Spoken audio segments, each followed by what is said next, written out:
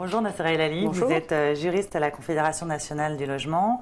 On fait des petites vidéos donc, pour les étudiants. Un étudiant locataire, il est dans son logement et qu'est-ce qu'il doit faire en cas de problème, en cas de sinistre.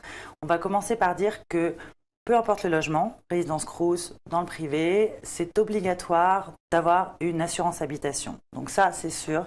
Premier réflexe, avoir une assurance habitation, souscrire à une assurance. Maintenant, prenons l'exemple d'un dégât des eaux. Quels sont les premiers réflexes à avoir? Alors, premier réflexe à avoir, tout dépend de l'ampleur du dégât en question. Déjà, couper l'eau. Dans un premier temps, couper l'électricité si nécessaire. En fonction de l'ampleur du dégât des eaux, peut-être prévenir son voisin s'il y a des répercussions. S'il peut être touché. Tout à fait. Dans tous les cas de figure, déclarer le sinistre à son assureur. Donc on bénéficie d'un délai de 5 jours, mais à partir du moment où on constate le dégât des eaux, le mieux est d'appeler tout de suite son assureur, également son propriétaire, c'est très important. Donc si on est dans une résidence Crous, allez voir le gardien immédiatement pour qu'il dépêche un technicien avec lequel il a l'habitude de travailler. Donc important d'appeler son assureur tout de suite parce que le mieux est d'intervenir le plus rapidement possible sur l'origine de la fuite, bien entendu.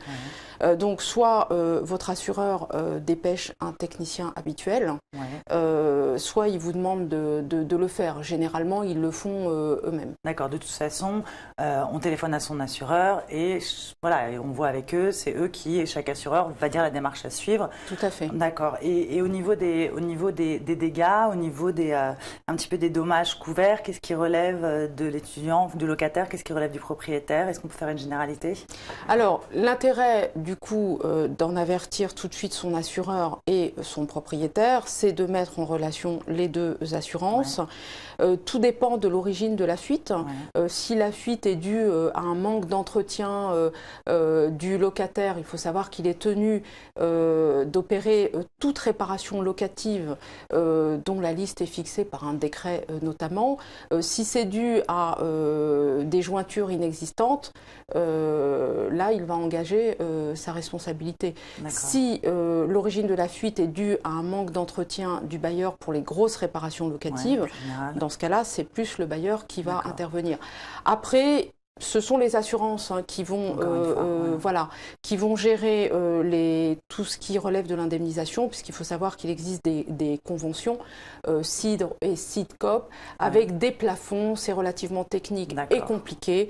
Donc il est difficile de dire d'ores et déjà qui devra répondre d'un dégât des eaux. En général, c'est les assurances qui se mettent en relation. C'est très complexe.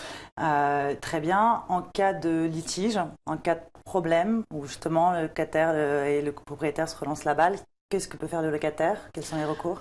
Alors, le premier recours, déjà essayer de régler à l'amiable le problème en ayant recours à une association de consommateurs, par exemple la Confédération nationale du logement, qui tentera une approche amiable du litige et, si nécessaire, qui accompagnera le locataire en vue